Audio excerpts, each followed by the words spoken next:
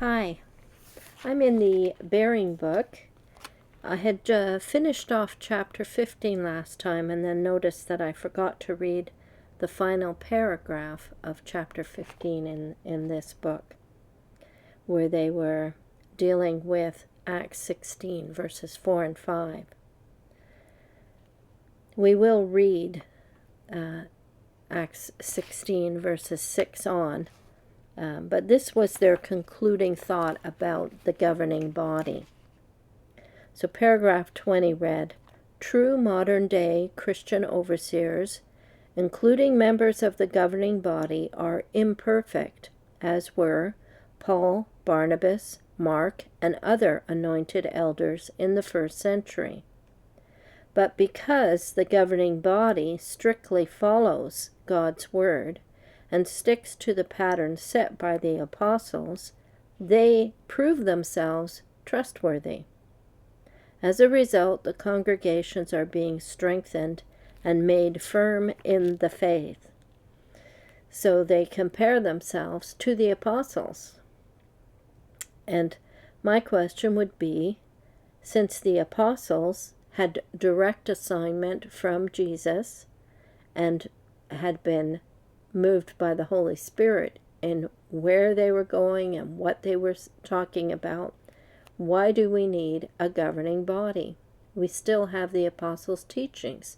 We have the New Testament. Even in the day of this, not each congregation would have all the 27 books of the New Testament. We have more than they, but they still think we also need them. So why do we need them? We're going to go into chapter 16 now of the Bearing book, which is called Step Over into Macedonia. And this first part has a little intro to chapter 16, and then the first subheading is verses 6 to 15, and that's what we'll read right now, and then we'll look at some of the comments in the Bearing book. So, Acts 16, from 6 to 15 in the Silver Sword edition. Moreover, they traveled through Phrygia and the country of Galatia, because they were forbidden by the Holy Spirit to speak the word in the province of Asia.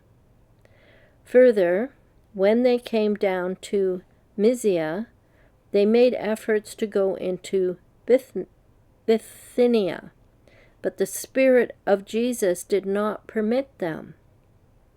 So they passed by Mysia and came down to Troas. And during the night a vision appeared to Paul. A Macedonian man was standing there urging him and saying, "Step over into Macedonia and help us." As soon as he had seen the vision, he tried to go into Macedonia, drawing the conclusion that God had summoned us to declare the good news to them. So we put out to sea from Troas and made a straight run to Samothrace, but on the following day to Neapolis, and from there we went to Philippi, a colony which is the principal city of the district of Macedonia. We stayed in this city for some days. On the Sabbath day we went outside the gate beside a river, where we thought there was a place of prayer. We sat down and began speaking to the women who had assembled. And a woman named Lydia, a seller of purple from the city of Thyatira, and a worshipper of God, was listening. And Jehovah opened her heart wide to pay attention to the things Paul was saying. Now when she and her household got baptized, she urged us, "If you have considered me to be faithful to Jehovah, come and stay at my house." And she just made us come. So first of all, the Tetragrammaton would not be in the text. It would say Lord in both these places. And would a woman who had been going to the synagogue as a God-fearer actually utter the divine name in the presence of these men? When it was a taboo in the synagogue. Why would she suddenly use the name? Also, what we should note is who's doing the directing. Where is the governing body in this passage? Each time it's the Spirit that tells them. The Spirit of Jesus, it says in verse 7. Verse 6 said they were forbidden by the Holy Spirit. And then he's given this vision. How is God directing the work? Is it through a governing body? Are they receiving messages from Jerusalem as to what and where they should go? No indication of that in these verses that we just read. What does the bearing book have to say? So I marked a few things where they actually do acknowledge. So what I would say is, if you read this section, the intro and the first subheading, what is missing in their conversation? This is just a portion of what they say in paragraph 2.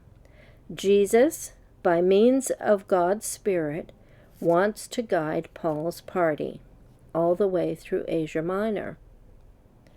In the paragraph 3, they say, the way that Jesus guided Paul and his companions during that unusual journey into Macedonia contains valuable lessons for us today.